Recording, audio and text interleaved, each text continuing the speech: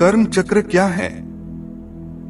दर्शकों, आपको कई बार लगता होगा कि आपने अभी जो पल जिया है वो आप पहले भी कभी जी चुके हैं, लेकिन बहुत याद करने पर भी आपको वो पल कब घटित हुआ था याद नहीं आता। भले ही आपको वो पल याद नहीं आता, लेकिन ऐसा महसूस होना आपका वहम नहीं है, बल्कि इसके पीछे एक आध्यात्मिक कारण है। दर्शकों, जय श्री कृष्णा। स्वागत है आपका एक बार पुनः हमारे चैनल सत्य सनातन धर्मार्थ पर। आइए जानते हैं ऐसा क्यों लगता है। उससे पहले आपसे निवेदन है, चैनल पर नए हैं तो कृपया चैनल को सब्सक्राइब अवश्य करें। अधिक विलंब न करते हुए आइए वीडियो को आरंभ करते हैं। दर्शकों, अध्यात्म का मानना है कि कर्म एक चक्र के समान इस ब्रह्मांड में घूमता रहता है। आप कर्म करके भूल जाते हैं, लेकिन वो कर्म घूमकर आपके पास लौट आता है। अगर आप बुरा करते हैं तो आपको बुरा मिलता है, और अगर आप अच्छा करते हैं तो आपको अच्छा मिलता है। अगर आपने बुरे कर्म किए हैं तो आगे आपको दुख, परेशानी, पीड़ा, बीमारियां झेलनी पड़ सकती हैं, लेकिन अगर आपने अच्छे कर्म किए हैं तो आपको खुशहाली, अच्छा स्वास्थ्य और समृद्धि प्राप्त होती है। अगर आप इस जीवन में सिर्फ दुखों का सामना कर रहे हैं तो ये फिर आपके पिछले जन्म के बुरे कर्म हैं, जिनका हिसाब इस जन्म में हो रहा है। कर्म चक्र क्या है?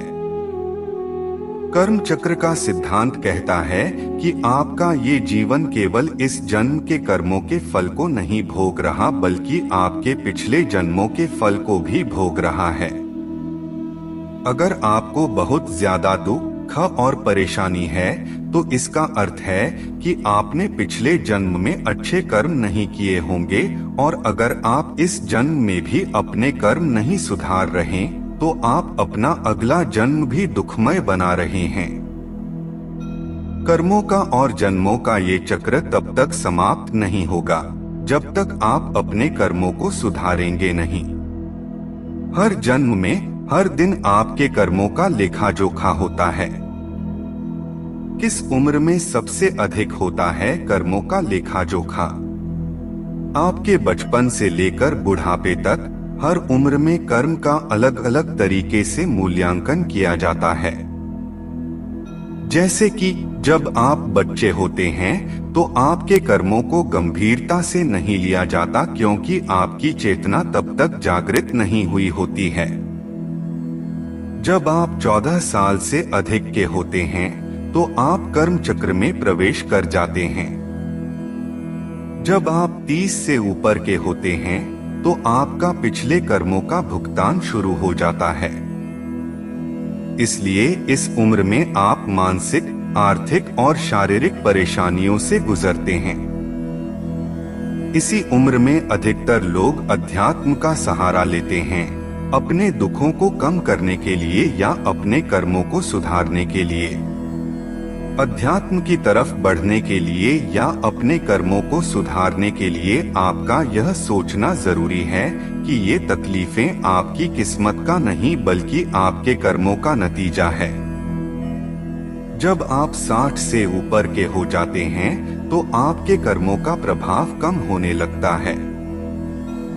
60 से पहले आपने जो भी कर्म किए हैं उसका हिसाब किताब हो चुका है, और आपके कर्मों के खाते में वो जमा हो चुका है।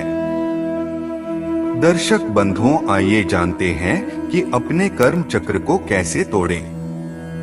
अब तक आप ये तो समझ गए होंगे कि कर्म चक्र आपके पहले जन्म से शुरू हो जाता है और जन्मों जन्मांतर तक चलता रहता है।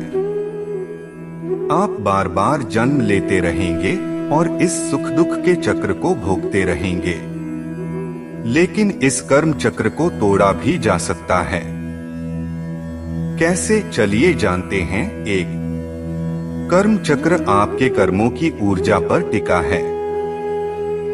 जैसे जैसे आप अच्छे कर्म करते जाएंगे वैसे वैसे आपके बुरे कर्मों का उधार चुकता जाएगा और एक दिन यह खाता बंद हो जाएगा। वैसे आपको यह अगले कई जन्मों तक करना पड़ सकता है, लेकिन शुरुआत अभी से कर लीजिए। 2. नकारात्मकता से दूर रहिए और अपने आसपास भी सकारात्मक लोग रखिए ताकि आपसे कम गलतियां हो। 3. अपनी आध्यात्मिक यात्रा शुरू कीजिए। अध्यात्म आपको हर परेशानी के जड़ तक पहुंचने में मदद करता है। वो आपकी भावनाओं को नियंत्रण में भी रखता है, जिससे आप भावुक होकर कम गलतियां करते हैं।